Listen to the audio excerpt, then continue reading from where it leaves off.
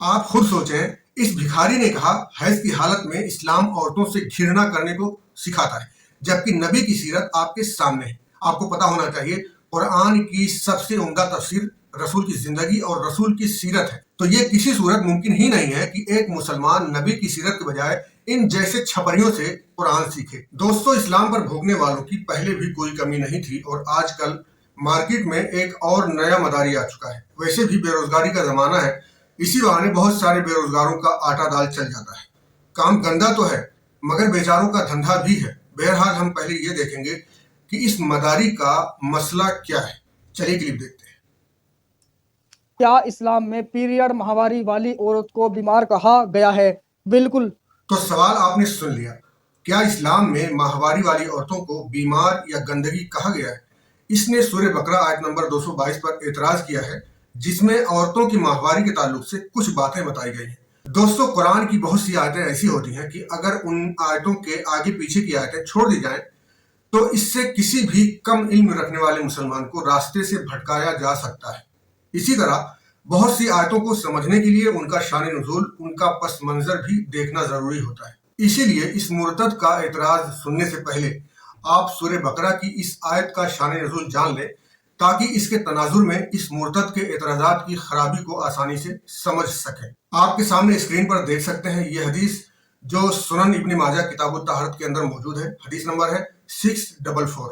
हदीस के अल्फाज हैं, अन्नल यहूदा कानू ला यजलिसूना मल हाइज फिल बैतिन वला याकुलूना वला यशरबूना काला फज़ुकिरा ज़ालिका लिन्नबी सल्लल्लाहु अलैहि वसल्लम फ़अंज़लल्लाहु व यसअलूनका अनिल महीज़ क़ुल हुवा अज़न फ़अतज़िलुन निसा फिल महीज़ सूरतुल बकरा फ़क़ाल रसूलुल्लाह सल्लल्लाहु अलैहि वसल्लम इस्नऊ कुल्ला शैइन इल्लल जिमा। मैंने पूरी हदीस पढ़ दिया। अगर आप अपने जहन को खोलकर इस हदीस पर गौर कर लें तो इसके एतराज की खराबी बड़ी आसानी से समझ में आ जाएगी। इसमें यह है कि हजरत अनस रज़ी अल्लाह अन्हु से रवायत है कि यहूदी लोग हाइजा औरतों के साथ ना तो घर में बैठते थे, ना उनके साथ खाते पीते थे। जब अल्लाह के रसूल से इसका जिक्र किया गया तो अल्लाह ने यह आयत नाजिल किया, लोग आपसे हैज के बारे में पूछते हैं, आप कह दीजिए वो एक अजियत है, लिहाजा तुम औरतों से हैज की हालत में अलग रहो। अल्लाह के रसूल ने फरमाया, जिमा की सिवा औरतों से हैज की हालत में सब कुछ करो। यह है इस आयत का शान नुज़ूल। इस हदीस के बाद मुझे नहीं लगता कि इस आयत पर कोई एतराज बनता है, लेकिन अगर कोई ये मकसद बना ले कि उसे हर हाल में एतराज करना ही है तो ऐसे इंसान का दुनिया में कोई इलाज नहीं है। वैसे भी मेरी वीडियोस का मकसद इन मुर्तदीन का इलाज नहीं होता और न ही इनके एतराज़ात का जवाब देना होता है, बल्कि मेरा मकसद सिर्फ और सिर्फ मुसलमान भाइयों और बहनों की मालूमात में इजाफा करना होता है, ताकि वो इन मुर्तदीन की गलत बयानियों से धोखा ना खाए।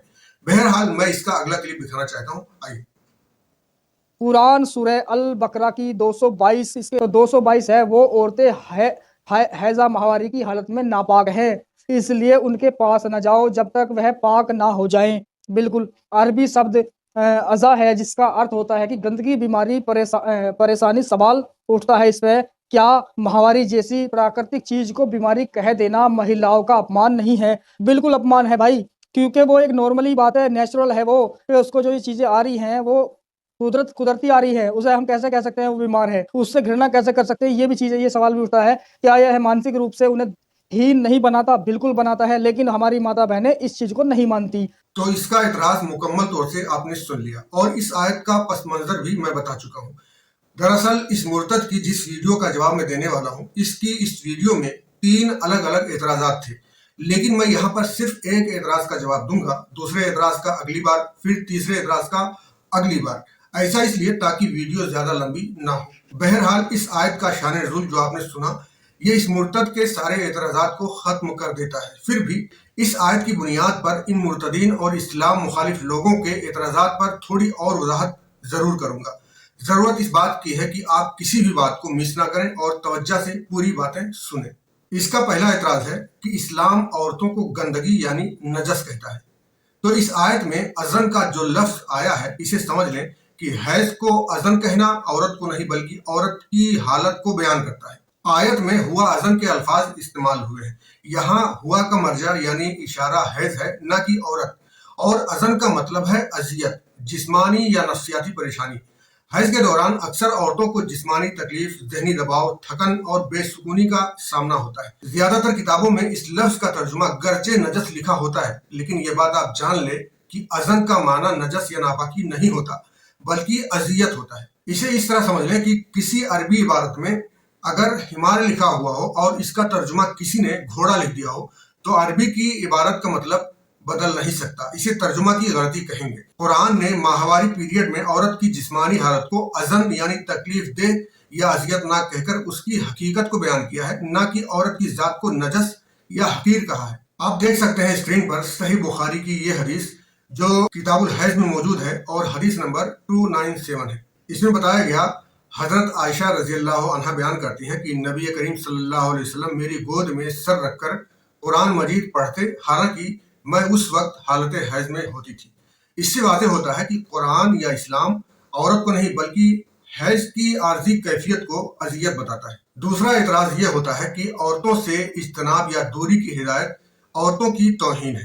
تو اس میں سب سے پہلے یہ جان لیں کہ اجتناب کا حکم صرف جسمانی تعلقات کے لیے ہے، معاشرتی تعلقات کے لیے نہیں ہے۔ اس میں کہا گیا ہے فَاعْتَزِلُوا النِّسَاءَ فِي الْمَحِيضِ، اس کا مطلب یہ قطعاً نہیں ہے کہ اس حالت میں عورتوں کو دور بھگا دو جیسا کہ یہ مرتدین کہتے ہیں۔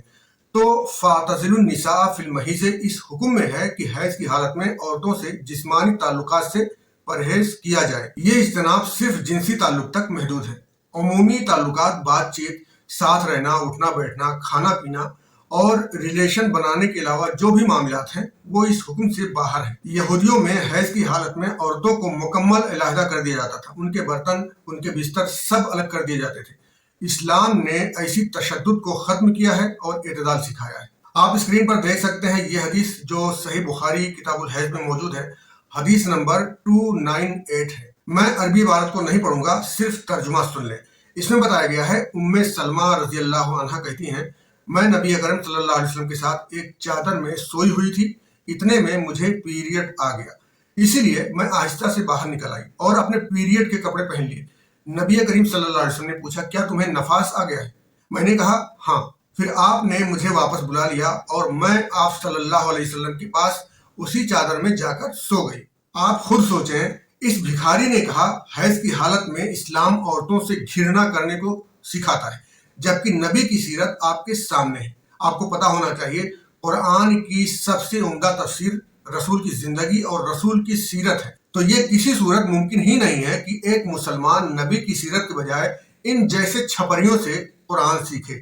اگر اسلام عورتوں کو ماہواری کے وقت دور کرنے یا گھر سے بھگانے کا حکم دیتا تو سب سے پہلے اللہ کے رسول اپنی بیویوں کو گھر سے باہر نکالتے۔ قرآن پر بھوکنے والے ان بھیک منگوں سے میرا سوال ہے، کوئی ایک مسلمان سامنے لے آؤ جو ماہواری میں اپنی بیوی کو اس طرح ٹریٹ کرتا ہو جیسا تم جاہل لوگ الزام لگاتے ہو، اور اگر ایسا کوئی فرضی مسلمان تم لوگ لے بھی آؤ جو یہ کہے کہ میں ایسا ہی کرتا ہوں، تو یہ بھی اس بات کی دلیل نہیں بنتی کہ اسلام یہی سکھاتا ہے، کیونکہ میں کہہ چکا ہوں کہ قرآن کی اصل تفسیر نبی کی سیرت ہے، نہ کہ ان جیسے جاہلوں کی بکواس۔ تیسرا اعتراض یہ ہوتا ہے کہ یہ آیت جنسی تعلقات کو محض جسمانی خواہش کے اظہار کا ذریعہ بنا کر پیش کرتی ہے۔ تو اس کے جواب میں جو بات میں بتانے والا ہوں وہ ان نوٹنکی بازوں کی اور جلا دے گی۔ اسلام میں جنسی تعلق صرف شہوت نہیں بلکہ عبادت کا بھی درجہ رکھتی ہے۔ اس آیت کے آخری ٹکڑے میں اللہ نے کہا فَاتُوهُنَّ مِنْ حَيْثُ أَمَرَكُمُ اللَّهُ، اس کا مطلب یہ ہے کہ جب عورتیں پاک ہو جائیں تو ان سے صرف جائز طریقے سے تعلق قائم کرو، یعنی شرعی حدود کا خیال رکھو، حیا اور باہمی رضامندی کا پاس ہو۔ اس سلسلے میں اسکرین پر دیکھ سکتے ہیں صحیح مسلم کی یہ حدیث جو کتاب الزکوٰۃ کے اندر موجود ہے، حدیث نمبر 2329 ہے۔ حدیث لمبی ہے اس لیے عربی کی عبارت چھوڑ رہا ہوں۔ اس حدیث کے آخری حصے کا ترجمہ سن لیں۔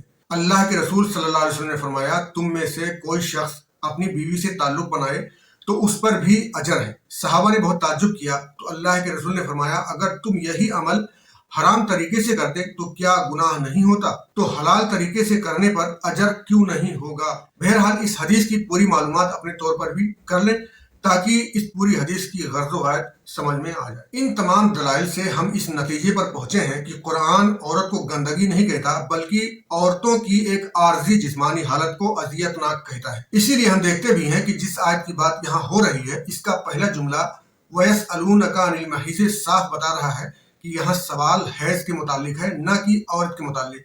फिर अल्लाह ने इस सवाल के जवाब के लिए कहा कुल हुआ अज़न। कुल का मतलब होता है कह दो, हुआ का मतलब होता है वो। अरबी कायदा में हुआ इसमें इशारा है जो किसी बात, किसी शख्स या किसी भी चीज की तरफ इशारा करता है, और इसका इशारा हैज है क्योंकि सवाल हैज के मुतालिक है। अज़न का मतलब है पीरियड की तकलीफ दे हालत। पूरा मतलब होता है कह दो हैज अजियतनाक है। रही बात इस्तिनाब की, तो इस्तिनाब का हुक्म सिर्फ जिनसी ताल्लुकात के लिए है, औरत से नफरत या दूरी के लिए नहीं है। इस्लाम में जिनसी ताल्लुक को बाइज्जत, बाखलाक और शरई हुदूद में रहकर कायम करना इबादत का दर्जा रखता है। खुलासा कलाम यह है कि सूरह बकरा की आयत नंबर 222 एक निहायत सादा, इल्मी और फितरी बात बयान करती है कि औरत को हैज के दौरान जिनसी ताल्लुकात से दूर रहकर आराम दिया जाए। आपने इस जाहिल को कहते हुए सुना कि माहवारी नेचुरल और नॉर्मल चीज होती है, तो इसकी बातों से आपको पता चल गया होगा कि इसे नॉर्मल और नेचुरल का फर्क भी नहीं पता। माहवारी का आना नेचुरल और कुदरती तो है, मगर ये नॉर्मल चीज नहीं होती। इस हालत में औरत को कई तकलीफों का सामना होता है। यही वजह है कि इस आयत में माहवारी को अज़न कहा गया है, क्योंकि माहवारी का पीरियड औरतों के लिए अजियत से भरा होता है। तो ऐसे हालात में इनसे जिनसी ताल्लुक बनाकर इन्हें मजीद अजियत न पहुंचाई जाए। इससे ये भी पता चला कि ये आयत औरत की इज्जत, पाकीज़गी और मेडिकल इश्यूज को मद्देनजर रखती है, न कि उसे तौहीन या नफरत का निशाना बनाती है। जो लोग इस आयत को बुनियाद बनाकर इस्लाम पर एतराज करते हैं, वो या तो इस आयत की गर्ज़ो गायत समझ ही नहीं पाते या फिर जानबूझकर गलत बयानी करते हैं। दोस्तों, वीडियो के मुतालिक अपनी कीमती राय कमेंट में जरूर लिखें। वीडियो को लाइक और शेयर भी कर दें। अगर आप हमारे चैनल पर पहली बार आए हैं तो चैनल को सब्सक्राइब भी कर सकते हैं। अल्लाह।